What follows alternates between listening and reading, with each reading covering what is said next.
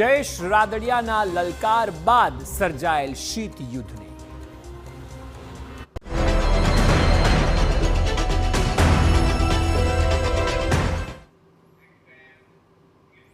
સૌરાષ્ટ્રમાં સૌથી વધારે જેની વસ્તી છે તે લેઉવા પાટીદાર સમાજના બે નેતાઓ વચ્ચે શીત યુદ્ધ સામે આવ્યું છે। જામકંડોરણામાં સમૂહ લગ્નોત્સવમાં જયેશ રાદડિયાએ નરેશ પટેલનું નામ લીધા વિના આકરા પ્રહાર કર્યા। જયેશ રાદડિયાએ પોતાના વિરોધીઓને ટપોરી ગેંગ તરીકે સંબોધીને રાજકારણમાં આવીને લડવાની ચીમકી આપી। જો કે જયેશ રાદડિયા આવા આક્રમક થવા પાછળનું કારણ શું છે?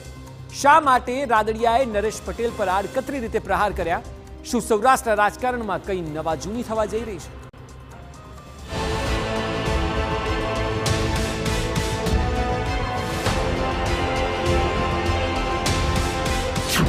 પાટીદારો વચ્ચે નવો જંગ। જયેશ રાદડિયાના નિશાને નરેશ પટેલ। ટપોરી ગેંગ પર વધતી તકરાર। ભાજપના ધારાસભ્ય અને દિગ્ગજ પાટીદાર નેતા જયેશ રાદડિયા પોતાના વિરોધીઓ પર તૂટી પડ્યા। જયેશ રાદડિયાએ કોઈ પણ વ્યક્તિનું નામ લીધા વિના એવી સરાસટી બોલાવી કે સ્ટેજ પર બેઠેલા પણ સૌ કોઈ સ્તબ્ધ થઈ ગયા। લાખોની સંખ્યામાં લેઉવા પાટીદાર સમાજની જલમેદની વચ્ચે જયેશ રાદડિયાએ કહ્યું હતું કે આપણા સમાજની 2-5% ટપોરીઓની ગેંગ જે સારા કામમાં હવનમાં હાડકા નાખે છે। મને અને રાદડિયા પરિવાર વિશે સોશિયલ મીડિયામાં ખરાબ કમેન્ટો લખે છે। સમાજે આવા લોકોને ઓળખવાની જરૂર છે। જ્યાં હંમેશા સમાજનું સારું કામ થતું હોય ત્યાં હવનમાં હાડકા નાખવાની કામગીરી આજની તારીખે પણ આપણા સમાજની 2% ટપોરી ગેંગ કામ કરી રહી છે। સોશિયલ મીડિયાનું માધ્યમ તમારું ફેસબુક, વોટ્સઅપ, ઇન્સ્ટાગ્રામ એટલે તમે કરો ને તો મોબાઈલની આવડી નાની સ્ક્રીન ઉપર ક્યાંય પણ કાર્ય સારું કામ થતું હોય તો નીચે ખરાબ કોમેન્ટ લખીને આવડી સ્ક્રીન ઉપર આખા લેવા પટેલ સમાજને કેદ કરવાનું કામ પણ આપણા સમાજની ટોળકીઓ અત્યારે કરી રહી છે। જયેશ રાદડિયાએ આક્રમક શૈલીમાં કહ્યું હતું કે મારે લેઉવા પટેલનું નેતા આજે પણ નથી થયું અને કાલે પણ નથી થયું, પરંતુ મારી પાસે સમાજ આવે તો તમને વાંધો શું છે? આજે આ સારું કામ કર્યું જેથી કેટલાકના પેટમાં તેલ રેડાશે અને કાલથી મને રાજકીય રીતે બદનામ કરવાની શરૂઆત કરી દેશે। કોઈ કહેતો હોય કે જયેશ રાદડિયાને લેવા પટેલ સમાજના હતા, જયેશ રાદડિયાને લેવા પટેલ સમાજનો નેતા આજે નથી થવું ને કાલે નથી થવું।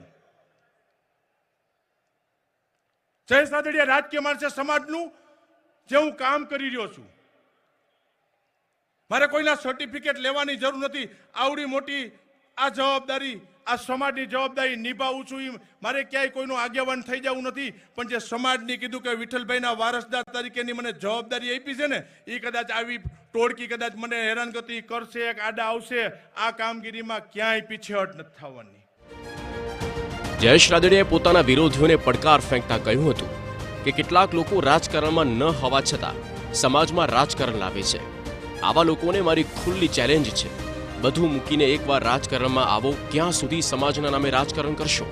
વિઠ્ઠલ રાદડિયા અને જયેશ રાદડિયા સમાજને પૂછીને રાજકારણમાં નહોતા આવ્યા। સમાજ સ્વીકારશે તો પદ પર બેસાડી દેશે, તાકાત હોય તો રાજકારણમાં આવો। કાંઈ એક યા બીજી પ્રકારે તમે પાડી દેવાના કાવતરા કરો છો ને કાં કીધું ને કે મારી ઓપન ચેલેન્જ છે, તમે બધું મૂકીને એક દી રાજનીતિ અંદર આવી જાઓ, આ મેદાન ખુલ્લું રાજનીતિમાં આવો। તમે એક વખત રાજનીતિના મેદાનની અંદર આવો, રાજનીતિ ખુલ્લું છે, અહીંયા કોઈનું સર્ટિફિકેટ લેવા જવાનું પૂછવાનું ન હોય। જેથી જય વિઠ્ઠલભાઈએ શરૂઆત કરી, જયેશ રાદડિયાએ શરૂઆત કરી, સમાજને પૂછીને રાજકારણમાં આવ્યા હતા, આવી જવાય, સમાજ શીખાઈને અહીંયા બેહાડ દે, તમારામાં તાકાત હોવી જોઈએ।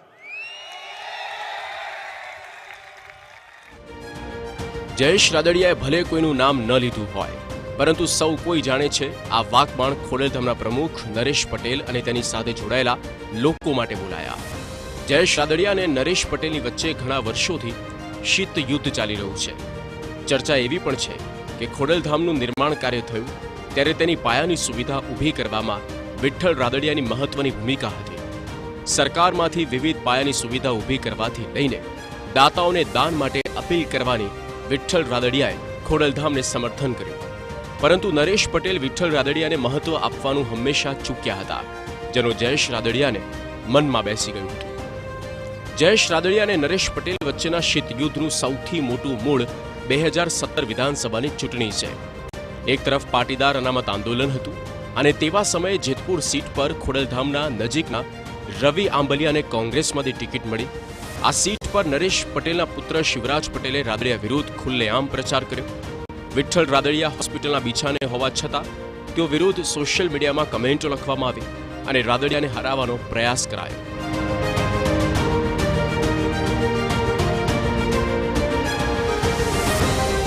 જયેશ રાદડિયાએ ભાજપની મેન્ડેટ વિરુદ્ધ ઇફકોની ચૂંટણીમાં ફોર્મ ભર્યું હતું. આ ચૂંટણીમાં સૌરાષ્ટ્રના મતદારોનો દબદબો છે અને જયેશ રાદડિયાની જીત આસાન હતી, પરંતુ રાદડિયાને હરાવવા માટે ખોડલધામ સાથે સંકળાયેલા કેટલાક ટ્રસ્ટીઓ દ્વારા પ્રયાસ કરાયા. ફોન પર લોભ, લાલચ અને રૂપિયાની પણ ઓફર આપવામાં આવી, જેના કારણે આ વિવાદ વધુ ઘેરો બની ગયો. જયેશ રાદડિયાના નિવેદન બાદ નરેશ પટેલના વિરોધીઓ પણ રાદડિયાના ટેકામાં આવ્યા છે. સરદાર ધામના ઉપપ્રમુખ અને થોડા સમય પહેલા જેના પર નરેશ પટેલના નજીકના મનાતા પીઆઈએ હુમલો કર્યો હતો, તે જયંતિ સરદારાએ જયેશ રાદડિયાની વાત પર સૂર મિલાવ્યો. મહિલા પાટીદાર અગ્રણીએ પણ સમાજની ટપોરી ગેંગે અનેક નેતાઓને નિશાને બનાવ્યાની વાત કરીને રાદડિયાને સમર્થન આપ્યું. સમગ્ર સમાજ જયેશભાઈની સાથે છે અને સામેવાળી ટોળકીને સમાજ ઓળખી ગયો છે. નો જોતા રાજકારણ કરવા એ આ ટોળકીનો ધંધો છે. કોઈ ઓફિસમાં બેઠા બેઠા રાજકારણ ચલાવે છે, કોઈ સંસ્થાના નામે રાજકારણ ચલાવે છે, કોઈ વ્યક્તિ એવી છે કે ભાજપમાં જ રહીને ભાજપના જ લેવા પટેલ સમાજના આગેવાનના પતાવન ધંધા કરે છે. અમુક લોકો એવા છે કે ચોરને એમ કે ચોરી કરજે અને ગરધણીને એમ કે જાગતો રહેજે. આ ટાઈપના લોકો પણ આ ટોળકીમાં છે. ટપોરી ગેંગને ઈંધણ પૂરું પાડ્યા પછી એને કીધું. હું તો એવું કહું છું, જયેશભાઈએ જે કીધું એ બરાબર કીધું છે. નરેશ પટેલ અને જયેશ રાદડિયાની વચ્ચે શીત યુદ્ધ ચાલ્યું અને સમાજના અગ્રણીઓએ સમાધાન કરાવવાની જાહેરાત કરી, પરંતુ ફરી જયેશ રાદડિયાએ નામ લીધા વિના નરેશ પટેલ પર નિશાન સાધીને આ વિવાદને વધુ ઘેરો બનાવી દીધું છે. આ વિવાદમાં ખોડલધામ કે નરેશ પટેલ તરફથી હજુ સુધી કોઈ પ્રતિક્રિયા આવી નથી, પરંતુ આગામી દિવસોમાં આ મુદ્દે રાજકારણ ગરમાય તે વાત નિશ્ચિત છે. મોહિત ભટ્ટ, TV9, રાજકોટ.